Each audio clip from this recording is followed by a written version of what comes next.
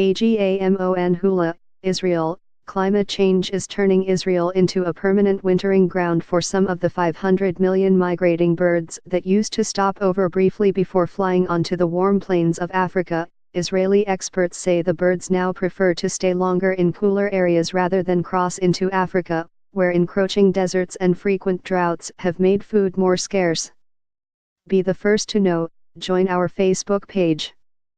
Function D S ID var.js fjs equal d get elements tag name s 0 if d get element bid id return js equal d create element s js.id equal id JSSRC equal / connect facebook.net/n_us/all JS number xfbml equal 1 and app ID equal 1634148068997 FJS parent node insert before JS FJS document script Facebook JS SDK. In the last few decades, Israel has become more than just a short stopover because many more birds and a greater number of species can no longer cross the desert, said ornithologist Shai Agmon, avian coordinator for the Wetlands Park of Agamon Hula in northern Israel. They will stay here for longer and eventually the whole pattern of migration will change, he said. Cranes are one of the most abundant species to visit the Hula wetlands, and Agmon said that the number that prefer to stay in Israel until the end of March has risen from less than 1,000 in the 1950s to some 45,000 currently. Although migrating birds are a welcome attraction for ornithologists and tourists,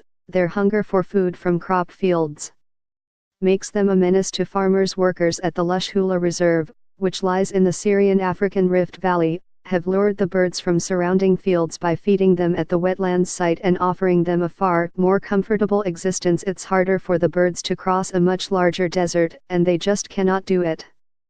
There is not enough fuel, there are not enough gas stations on the way, so Israel has become their biggest gas station, their biggest restaurant, Agmon said. Yossi Leshem, a zoology professor at Tel Aviv University and bird expert, cautioned that changes in migration patterns were also affecting the global food cycle. Because birds eat insects and also protect crops, if birds are not present, farmers will have to use more pesticides, which costs more money, kills birds, damages soil, and contaminates the water.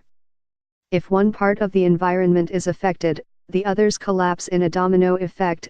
Leshem said. Agmon said that because fewer species will be able to survive in traditional wintering grounds and more will spend winter further north, permanent human intervention will become ever more important in assisting nature. We will have to deal with it all the time.